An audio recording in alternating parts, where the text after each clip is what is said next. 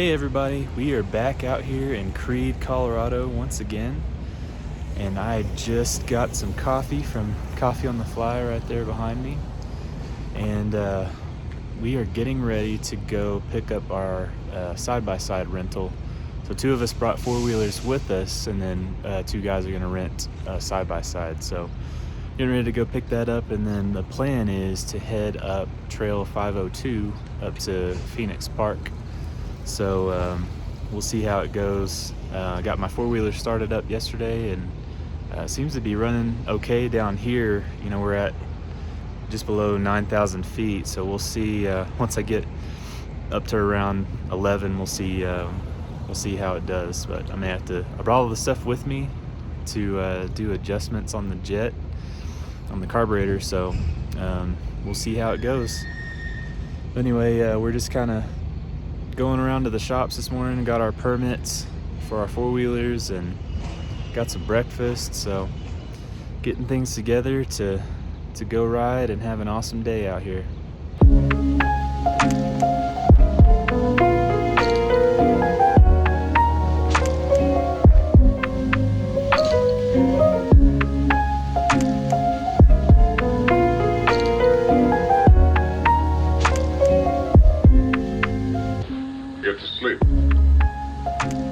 Alright, well, we are loaded up, packed up, getting ready to head up the mountain. We're going to go over the Bachelor City Loop and then hit Trail 502 up to Phoenix Park. Now, some of the guys in Creede were saying it's super rough, so we're gonna see how true that is. Alright, so here we are at Bachelor City. Doesn't look much like a city anymore. There are still some structures in the edge of the woods that they're really difficult to see. There's one right there, but there's a few more down the bottom of the hill that I can't see them from here. But when I was a kid, you know, there were a lot more of these intact structures here, and you could actually walk out there and check them out. But yeah, this place was a super thriving Wild West town. I think it said there were like 1,200 people here. They had a dozen saloons, if that tells you anything. But this is a cool picture. Try not to get the shadow over it. Cool picture of what it looked like before.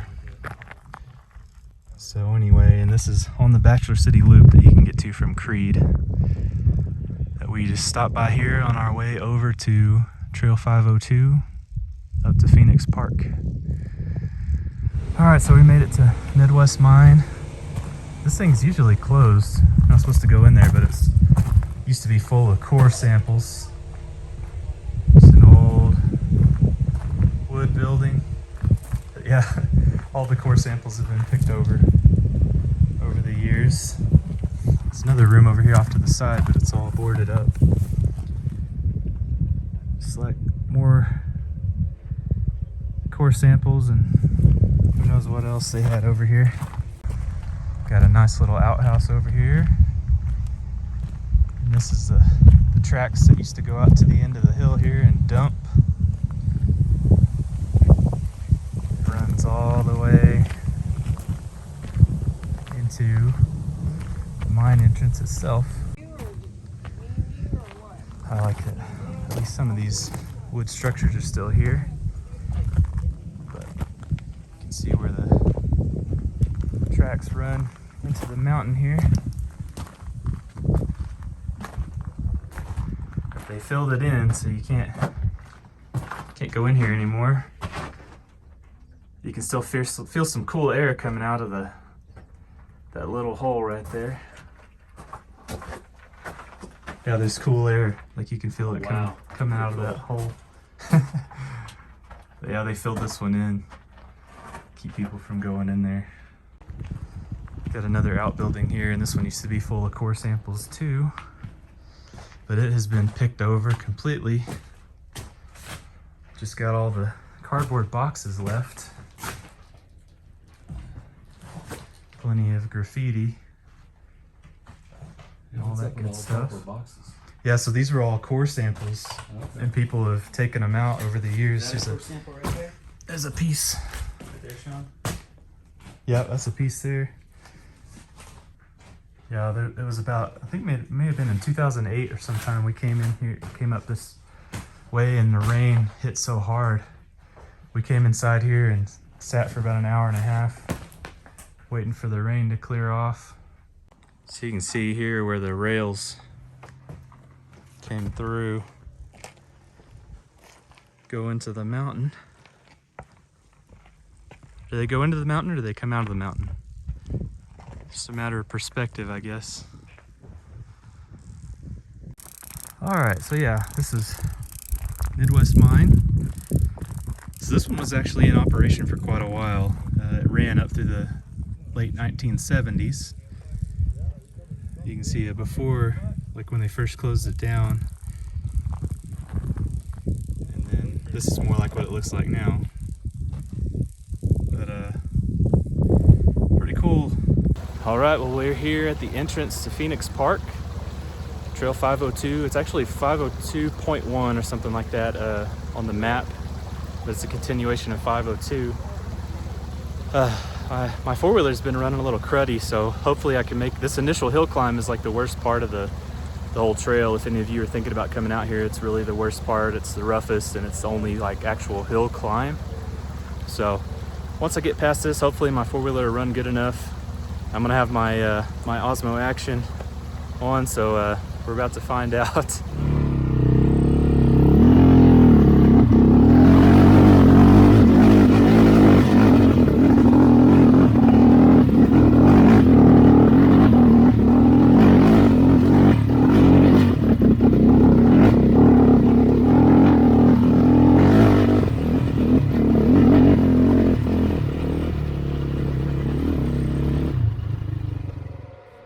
Okay, well, that was fun.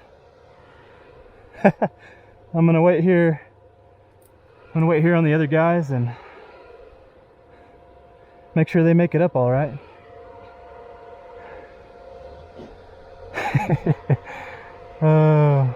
Yeah, I guess you heard it. It was running like crap. You know what I found out here, and I've messed with the jets on this thing. These KTMs, everyone I've known with a KTM has struggled out here, so I don't feel completely alone. And I've messed with the jets, and what's weird is there's a window. Of course there's an absolute cap. Like if I got up to 14,000, I think it probably wouldn't run at all. But there's this weird in-between point where it'll run like crap, and then I'll clear that in the elevation. I'll clear that and it'll run better again. Right now I'm in that middle ground. I told them to put it in four-wheel drive and just take it easy. Since I have this sport quad, I have to just blast my way up everything. They've both got four-wheel drive and put it in 4 low. Just cruise on up.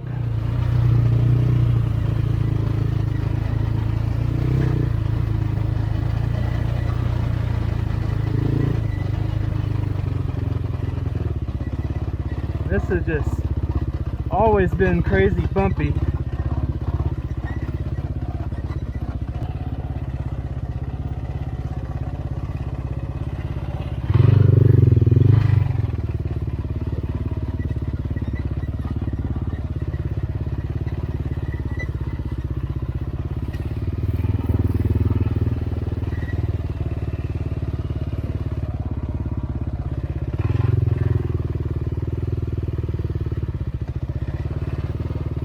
I had to kick that rock over for them so they could actually clear it.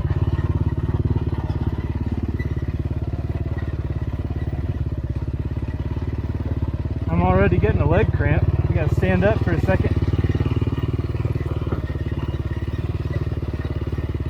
And I'm just idling it right now. The clutch pulled in. That's gonna be fun to go up later.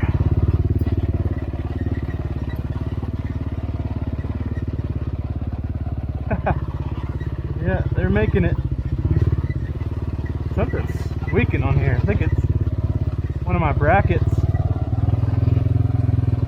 for the plastic. Alright.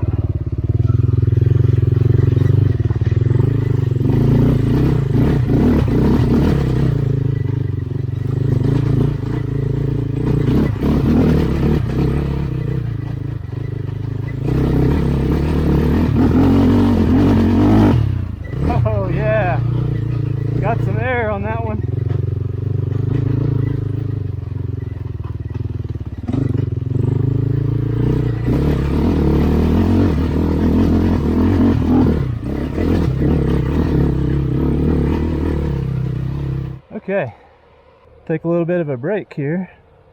Yeah, I've thought about the future need for something four-wheel drive and so I can just go slow and cruise up all this stuff.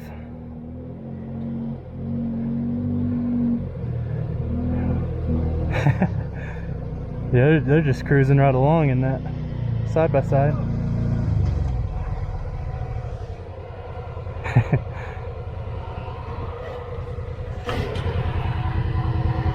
It's there's that super rocky part. It's gonna be not as bad for a little while, but then it's gonna go back to being really rocky. Well, that was fun when we just went through. Well, there's more fun to come. I'm trying to keep back where you can see the lines I take, but I know you're a little bit wider. Yeah, we're wider and our clearance is higher for sure. It's higher. So, but there's one big boulder up here that what I do is I go sideways up the bank around it. Okay. But I think you guys are, I don't think you can do that. You'll probably have to We'll figure out how to navigate it. Tell you guys one thing, smelling a lot of fuel.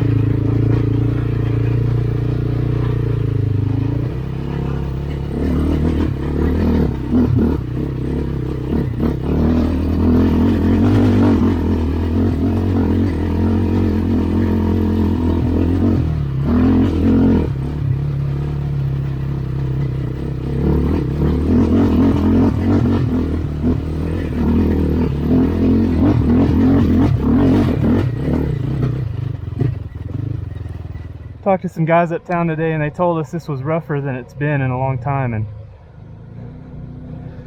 I can definitely see that. Those are some pretty good sized boulders. All right, well, I can hear Trent coming, so we can keep going.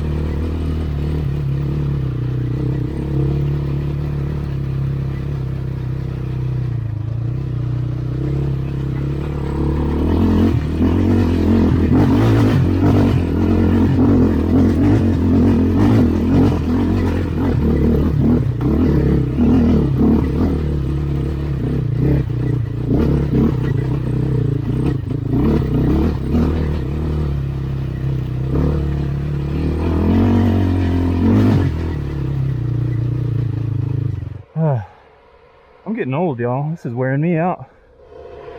Tires look like they're holding up all right. You can puncture a tire real easy on this trail. These guys are trading off, taking turns driving.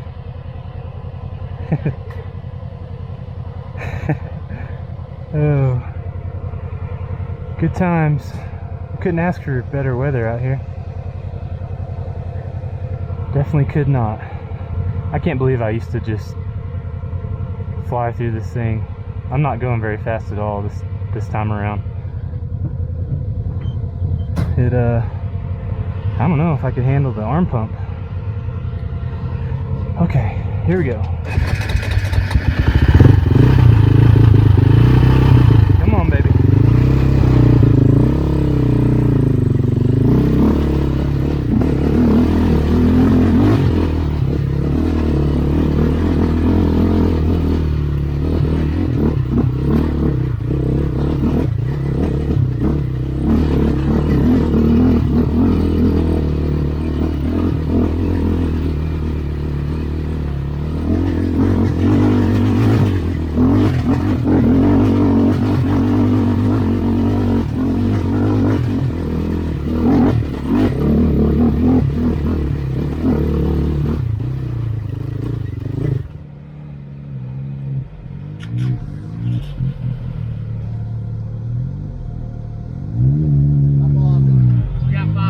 Okay.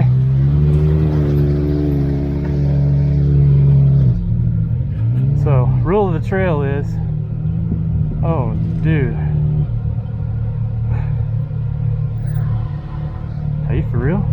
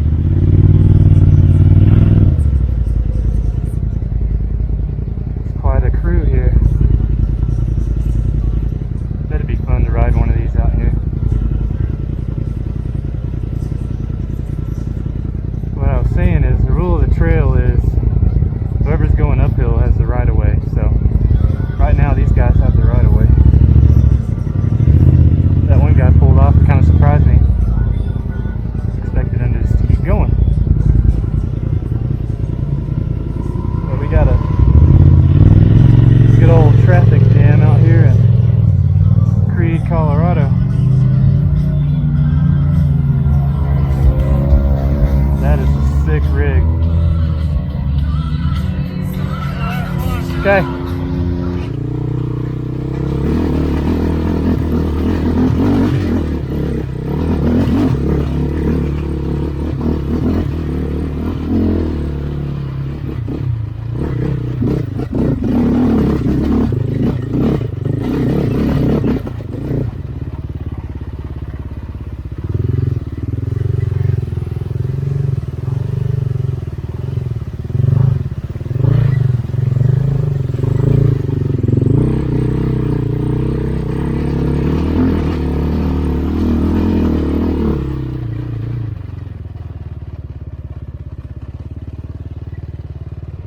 We are having fun.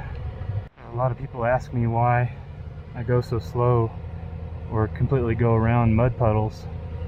But for one thing, when I come up here I have to take the air box off of my four-wheeler for it to run good enough. I don't want to get water up in there, so I try not to splash. Try not to get in too deep of water either. If I go slow through there, I can kind of avoid that. I'm just gonna wait and let these people come on down.